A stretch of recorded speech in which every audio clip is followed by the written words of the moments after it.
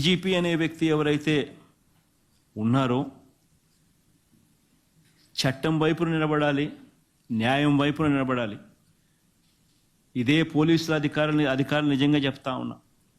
ఇదే ఇప్పుడున్న డీజీపీ ఇంతకుముందు మా ప్రభుత్వంలో కూడా తాను కూడా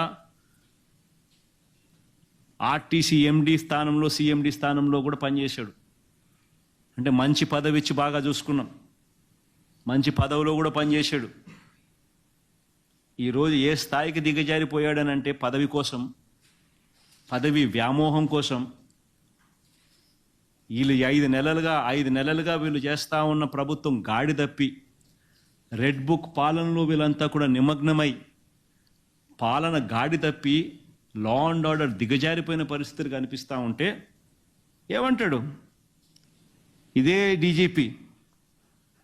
అధికార పార్టీ కార్యకర్తలా మాట్లాడుతూ ఉన్నాడు. గత ప్రభుత్వంలో పోలీసులు సరిగ్గా పని చేయలేదని ఈయన ఇప్పుడు చెప్తా ఉన్నాడు.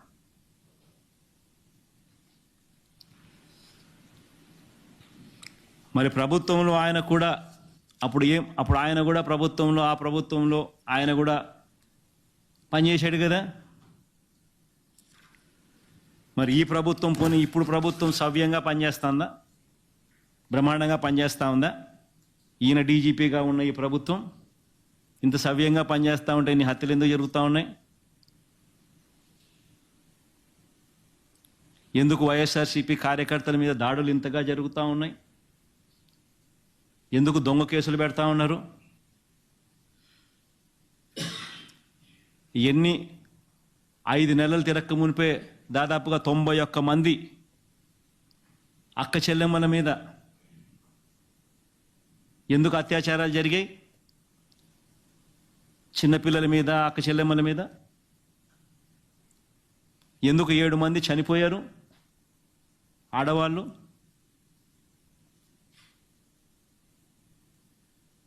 చివరికి సోషల్ మీడియా యాక్టివిస్టులను కూడా ప్రజాస్వామ్యంలో ప్రజల తరపున గొంతు విప్పుతా ఉన్న ప్రజాస్వామ్యంలో ఉన్న సోషల్ మీడియా యాక్టివిస్టులను కూడా ఇంతటి దారుణంగా ఇల్లీగల్గా డిటెన్షన్, సుప్రీంకోర్టు ఉత్తర్వులను వెటకారం చేస్తూ ఇల్లీగల్ డిటెన్షన్లు మరి ఎందుకు చేస్తూ ఉన్నారు? ఒకటి చెప్తా ఉన్నా, మీ ఇష్టానుసారంగా మీ ఇష్టం వచ్చినట్టుగా ఇదే మాదిరిగా మీ వ్యవహార శైలి ఉంటే ఎల్లకాలం ఇదే ప్రభుత్వం ఉండదు. నేను మళ్ళీ చెప్తా ఉన్నాను, ప్రతి పోలీస్ ఆఫీసర్కి కూడా చెప్తా ఉన్నా, న్యాయాన్ని గౌరవించండి, ధర్మాన్ని కాపాడండి.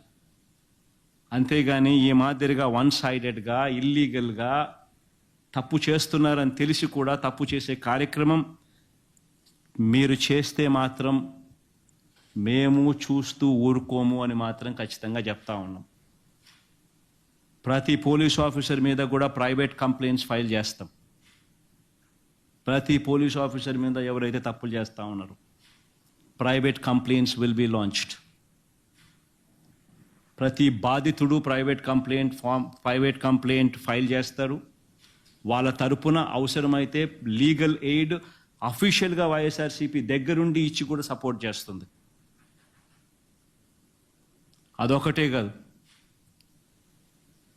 ఎల్లకాలం వీళ్ళ ప్రభుత్వం ఉండదు. గిమిలి అని అంటున్నారు, అధికారం కూడా తొందరగా కూడా పోవచ్చు, లేకపోయినా ఉండేది ఇక 4 ఏళ్ళే. దాని తర్వాత మళ్ళీ మా ప్రభుత్వం వస్తుంది. మీరు చేసిన ఇల్లీగల్ యాక్టివిటీస్ని దగ్గరుండి బయటకు తీస్తాం. ఏదో రిటైర్డ్ అయిపోయి వెళ్ళిపోతారు అనుకుంటున్నారేమో, రిటైర్డ్ అయిపోయినా పిలిపిస్తాం. లేకపోతే తిరుపతిలో ఆయన సుబ్బరాయుడు ఉన్నాడు, చంద్రబాబు నాయుడు తెలంగాణ నుంచి తెచ్చుకున్నాడు డెప్యుటేషన్ మీద. ఆయన ఏదో డెప్యుటేషన్కి మళ్ళీ తెలంగాణ వెళ్ళిపోతాను అనుకుంటున్నాడేమో, తెలంగాణ నుంచి మళ్ళీ పిలిపిస్తాం. సప్త సముద్రాల అవతలున్నా కూడా పిలిపిస్తాం. ప్రతి పోలీస్ ఆఫీసర్కు చెప్తా ఉన్నాం, చూస్తూ ఊరుకోం. చట్టం మీద చట్టం దగ్గర దోషులుగా నిలబెడతాం. చేసినటివన్నీ బయటకు తీస్తాం. ఈ మాదిరిగా ఇల్లీగల్ డిటెన్షన్స్, కోర్ట్ ఆర్డర్లను అధిగమించి ఇల్లీగల్గా మీరు చేసే ఈ కార్యక్రమాలు ఏవి కూడా చూస్తూ ఊరుకోం. వాళ్ళొక్కరే కాదు రెడ్ బుక్ పెట్టుకునేది. రెడ్ బుక్ పెట్టుకోవడం పెద్ద పనే కాదు. ఈరోజు నష్టపోయిన బాధిత కుటుంబాలు ఎవరెవరైతే ఉండారో ఆ ప్రతి కుటుంబం రెడ్ బుక్ పెట్టుకుంటుంది. వాళ్ళకి జరిగిన ఘటన మీద, వారికి జరిగిన నష్టం మీద. వాళ్ళందరూ నా దగ్గరకు వచ్చి వాళ్ళ గ్రీవెన్స్ చెప్తారు. అప్పుడు నేను చూస్తూ ఊరుకోను. ఈ మాట నేను ప్రతి పోలీస్ సోదరుడికి చెప్తా ఉన్నా. ఎందుకనంటే పోలీసులు అంటే గౌరవం ఉండాలి. వ్యవస్థ అంటే బ్రతకాలి. ఈరోజు వాళ్ళు ఉండొచ్చు, రేపు పొద్దున మనం ఉండొచ్చు. కానీ వ్యవస్థ మీద గౌరవం ఉండాలి.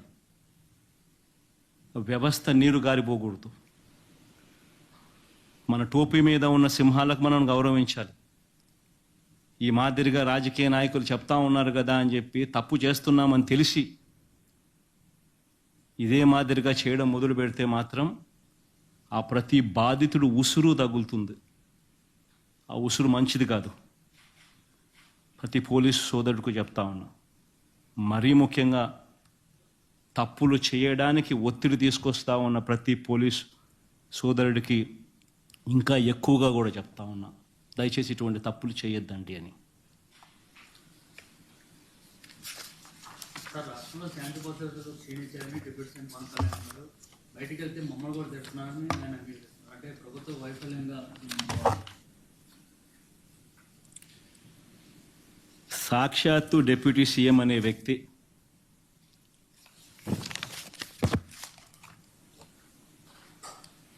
లా అండ్ ఆర్డర్ ఈ స్థాయిలో దిగజారిపోయింది అని చెప్పి నోరు మెదిపాడు అని అంటే, నోట్లో నుంచి మాటలు వచ్చాయి అని అంటే ఆశ్చర్యం కలిగించే ఘటన. మాట్లాడతాడు కానీ ఒక దళిత హోమ్ మినిస్టర్ మీదకి మాత్రమే ఆపేస్తాడు. అసలు లా అండ్ ఆర్డర్ అనేది ఎవరి సబ్జెక్టు? డైరెక్ట్గా ముఖ్యమంత్రి సబ్జెక్ట్ కాదా law and order? Law and order fail అయితే ప్రశ్నించాల్సిందని ఎవరిని? చంద్రబాబు నాయుడు కాదా ప్రశ్నించాల్సింది? చంద్రబాబును ప్రశ్నించే ధైర్యం లేదు.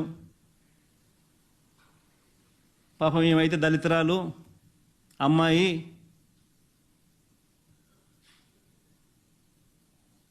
తక్కువగా ఉంది అని చెప్పి ఆమెను ఏమన్నా కానీ పడుతుందిలే అని చెప్పి అనడం ఎక్కడండి న్యాయం? నీ సొంత నియోజకవర్గంలో, పిఠాపురం సొంత నియోజకవర్గంలో తెలుగుదేశం పార్టీ నాయకుడు, కౌన్సిలర్ మొగుడు, కౌన్సిలర్ భర్త ఒక దళిత మహిళను తీసుకొని వెళ్ళి ఆటోలో డంప్ యార్డ్లో అత్యాచారం చేస్తే నువ్వు డిప్యూటీ సీఎంగా ఉండి ఏం చేసినావు? నీ సొంత నియోజకవర్గంలో జరిగిన ఘటన.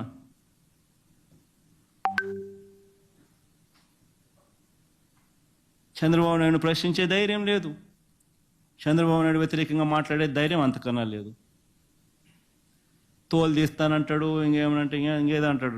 సినిమా డైలాగులు కొట్టమంటే మాత్రం కొడుతుంటాడు.